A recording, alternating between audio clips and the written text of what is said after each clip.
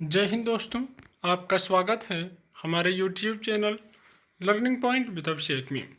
अगर आप चैनल पर नए हैं तो चैनल को सब्सक्राइब कर लीजिए और बेल आइकन प्रेस कीजिए ताकि आपको डेली डिक्टेशन मिल सके।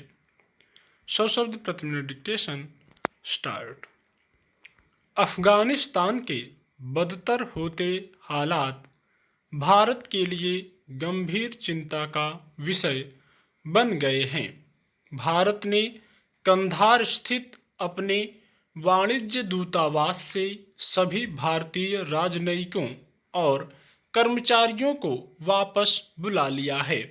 मजबूरी में उठाया गया यह कदम इस बात का प्रमाण है कि अफगानिस्तान में भारत असुरक्षित महसूस कर रहा है। हालांकि पिछले हफ्ते ही भारत ने कहा था कि कंधार और मजार ए शरीफ में मिशन बंद नहीं किए जाएंगे। कहने को कंधार में वाणिज्य दूतावास का दफ्तर औपचारिक तौर पर खुला है और स्थानीय अफगानी कर्मचारी काम कर रहे हैं, लेकिन कंधार अब तालिबान के कब्जे में है। ऐसे में दूतावास के कर्मचारी तालिबान की मानेंगे या भारत की, यह सोचने की बात है। पिछले हफ्ते तुर्की ने भी बाल्ख प्रांत में अपना वाणिज्य दूतावास बंद कर दिया था। चीन ने भी अफगानिस्तान में काम करने वाले अपने नागरिकों को निकालना शुरू कर दिया है। दूसरे देश भी इसी तरह का कदम उठाने जा रहे हैं। ये स्थितियां अफगानिस्तान की आने वाले दिनों की तस्वीर बताने के लिए काफ़ी हैं। अफगानिस्तान में भयानक हिंसा और राजनीतिक अस्थिरता का दौर लौट आया है। सत्ता पर कब्जे के लिए पिछले कई दिनों से तालिबान लड़ाकों और अफगान सेना के बीच लड़ाई चल रही है। तालिबान ने देश के 85% हिस्से पर कब्जे का दावा किया है। तालिबान लड़ाके जिस ताकत से हमले कर रहे हैं उससे अफगान सैनिकों के हौसले पस्त पड़ गए हैं। बड़ी संख्या में अफगान सैनिक या तो ताजिकिस्तान भाग गए हैं या फिर तालिबान की फौज में शामिल हो रहे हैं। इससे लग रहा है कि अब वह दिन दूर नहीं जब देश की सत्ता फिर से तालिबान के हाथ में होगी। तालिबान की ताकत इसलिए बढ़ गई है कि परोक्ष रूप से चीन और पाकिस्तान उसके साथ हैं।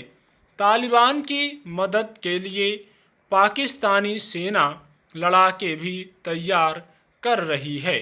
तालिबान ने तो चीन को अपना दोस्त भी बता दिया है। अपने नियंत्रण वाले इलाकों में तालिबान ने फिर से शरीयत कानून थोप दिए हैं।